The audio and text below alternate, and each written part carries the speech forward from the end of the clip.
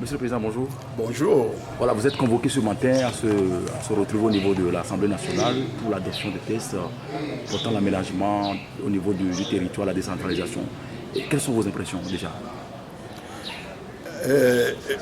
Sur la loi portant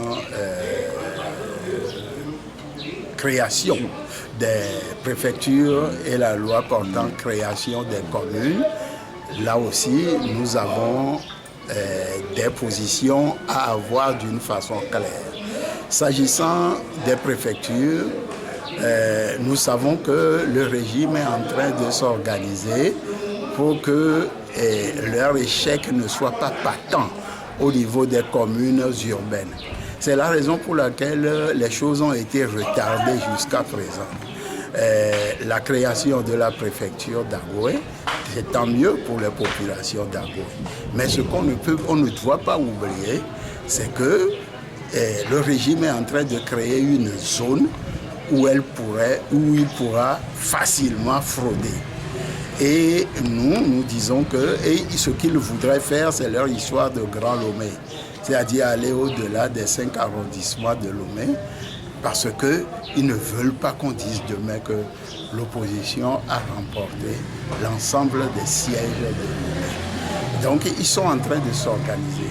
Mais nous ne l'accepterons pas. Nous avons déjà les projets de loi, nous avons travaillé là-dessus. Et nous disons que les préfectures, quand on les crée, les populations sont contentes. Mais nous aimerions que ces préfectures, en les créant, elles aient au moins des dispensaires, des centres de loisirs, des préfectures réelles, résidences pour le préfet, le lieu où les gens peuvent se rendre. Il en est de même pour les communes. Pour les communes aussi, ce qu'ils sont en train de faire, c'est de créer des communes, c'est-à-dire notre constitution parle de 3 niveaux de décentralisation. Au niveau, il y a le niveau de la commune, le niveau de la préfecture, le niveau de la région. Ce qu'ils ont voulu faire au départ, c'est qu'il n'y ait plus de préfecture. Pourquoi je le dis? Tous les chefs-lieux étant avalés dans des circonscriptions qui ne sont plus des communes urbaines. C'est pour cela que nous nous battons, pour qu'il y ait les communes urbaines qui ont des moyens, plus de moyens en tout cas que les communes rurales. Et que les communes rurales soient constituées plutôt en communautés de communes, de façon à avoir une force réelle et pouvoir développer leur région, leur commune, disons, à la base. Parce que quand vous prenez un seul canton ou 2 cantons qui aujourd'hui n'ont même pas de dispensaire, n'ont même pas d'eau potable, n'ont rien, cette commune est vouée à l'échec. C'est pour cela qu'il faut que ces communes puissent être regroupées dans une communauté de communes urbaines. Et à côté, il y aura les communes urbaines et les communes urbaines qui existent déjà et qui sont les chefs-lieux de préfecture. Elles peuvent également faire des alliances de communautés avec les communes urbaines qui peuvent venir ou bien qu'ensemble, elles puissent mettre leurs moyens pour pouvoir développer nos cantons, nos villages, etc. Or, ce qu'ils veulent, c'est juste noyer les élections qui vont se passer pour que des majorités réelles ne se dégagent et que ces majorités puissent travailler pour les populations. Donc nous sommes en train de nous battre également pour ça. Il y a un autre aspect qui est trop compliqué pour les populations pour le moment.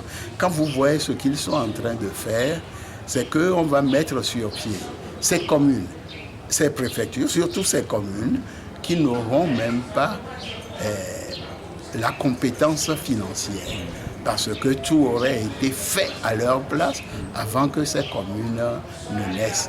Donc elles n'auront pas de budget, on ne leur donnera pas assez d'argent pour pouvoir travailler, aider les populations à la base.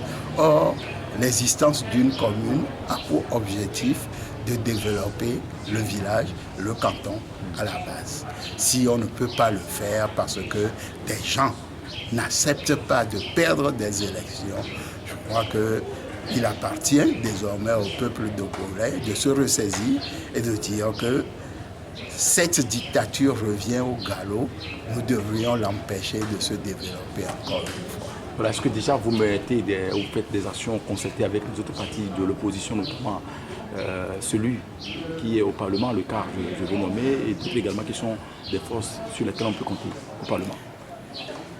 Il y a des contacts informels, pour des raisons que vous connaissez.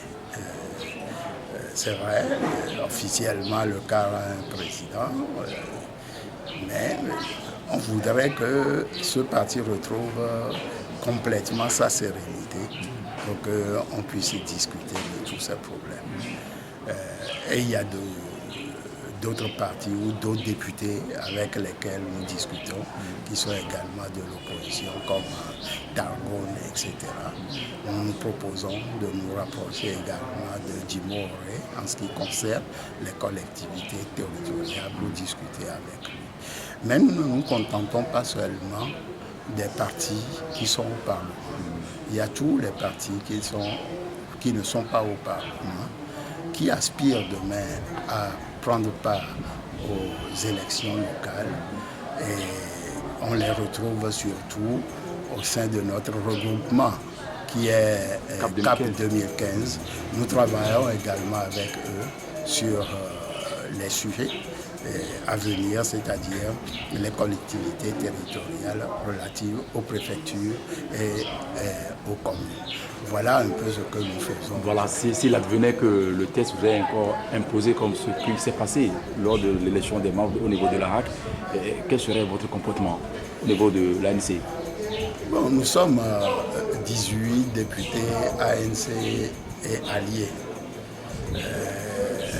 Il y a les autres partis de l'opposition qui en ont, mais à tout casser, nous sommes en 27 ou 28. Nous ne ferons que ce que nous pouvions faire.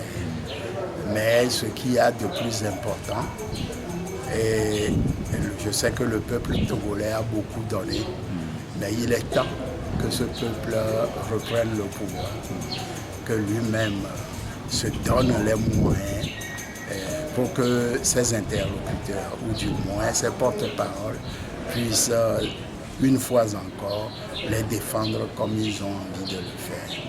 Mais si ça s'arrête aux 27 députés, les mêmes causes produisant les mêmes effets, nous ne saurions rien faire.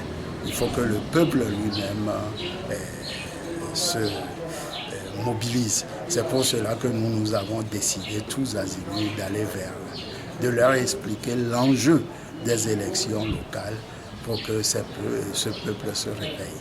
Et les élections locales, c'est également la société civile, c'est les regroupements, c'est pas seulement les partis politiques, parce qu'il s'agit du développement à la base. Il faut qu'on arrête ce qu'on fait actuellement avec le ministère du développement à la base et que cela soit fait par les communes. Donc c'est tous les Togolais qui doivent se mobiliser pour qu'au moins ces élections locales-là puissent concerner les populations à la base et que ces populations puissent choisir ceux que eux-mêmes ils jugent capables de le faire. Voilà nous notre souci, dépouillé de toute arrière-pensée politique, mais nous disons que pour le moment, au moins pour cette législature encore, nous sommes des porte-voix des populations et nous devrions nous battre pour ces populations, mais sans jamais oublier de les informer également des difficultés que nous rencontrons afin qu'elles puissent nous venir au secours et qu'on sorte la tête de l'eau. Je le répète encore, nous sommes en danger. La dictature revient au galop. Vous envisagez une manifestation de rue, une mobilisation dans les jours à venir? Ah oui, ça c'est le minimum.